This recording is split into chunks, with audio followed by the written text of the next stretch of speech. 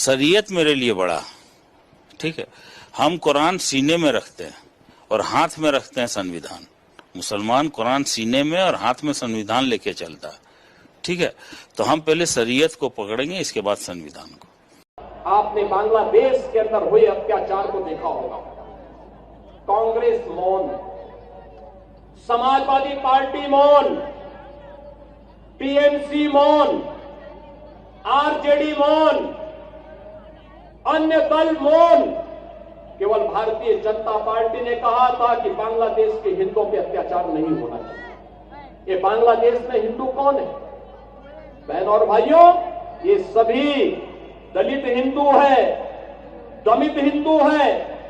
ये वहां पर रह गए हैं, लगातार उनकी संख्या कम हो रही है, लेकिन चूंकि वह पीड़ित हिंदू इनका वोट बैंक नहीं है, इसलिए उसके पक्ष में लोग आवाज नहीं उठाएंगे, उसके लिए नहीं बोलेंगे।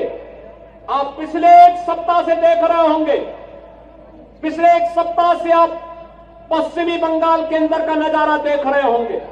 पश्चिमी बंगाल के अंदर कैसे गरीबों को, दलित हिंदुओं को कैसे दंगों का शिकार बनाया जा रहा है। समाजवादी पार्टी मौन है, कांग्रेस मौन है, और ममता दीदी को ये दंगाई शांतिदूत दिखाई दे रहे हैं।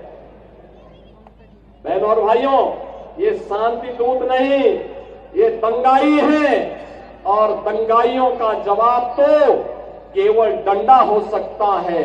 उनके लिए अपील काम नहीं करेगी, और उन दंगाइयों से सख्ती से निपटने का काम वहां पे किए जाने की आवश्यकता है, सख्ती से करने की आवश्यकता है। बहनों और भाइयों, मैं आज आपसे यही कहने के लिए आया हूं आगरा में कि बाबा साहब का मिशन हर दलित, हर वंचित, हर गरीब को न्याय देने का रहा है। अन्याय चाहे वह बांग्लादेश के अंदर हो या पाकिस्तान के अंदर, या फिर किसी भी स्थान पर, उसके खिलाफ आवाज उठनी चाहिए, अन्याय के खिलाफ आवाज उठनी चाहिए। ये बाबा साहब की प्रेरणा रही है। संगठित होकर के आवाज उठनी चाहिए, ये बाबा साहब की प्रेरणा रही है।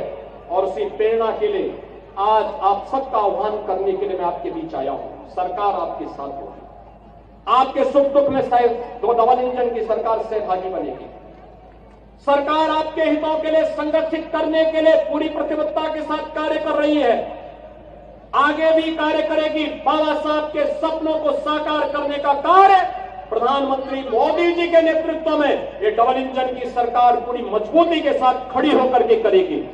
और उसी को ध्यान में रख करके आज मैं कहना चाहता हूं, जो लोग कह रहे हैं कि उनके लिए, कुछ लोग कह रहे हैं कि उनके लिए संविधान से बढ़कर के शरीयत है, तो मैं भी उनसे कहना चाहता हूं कि भारत तो बाबा साहब के द्वारा बनाए गए संविधान से चलेगा।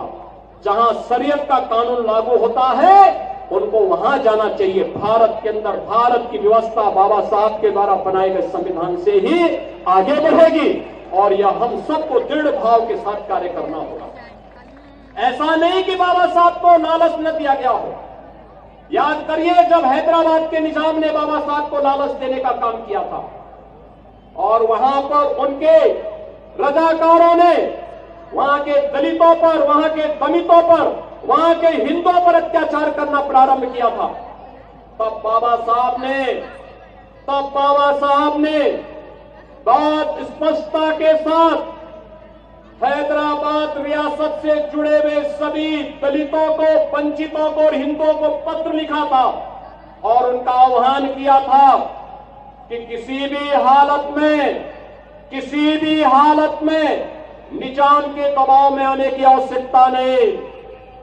धर्मांतरण मत करना, इस्लाम मत स्वीकार करना, आवश्यकता पड़ती तो छोड़ करके महाराष्ट्र की तरफ आप आ जाइए, लेकिन इनके दबाव में काम मत करना।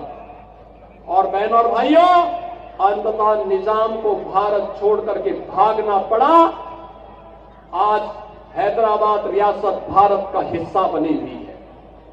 बहनों और भाइयों, ऐसे ही जूनागढ़ का नवाब भी करता था। आज जूनागढ़ के नवाब को भी भारत छोड़ करके भागना पड़ा था।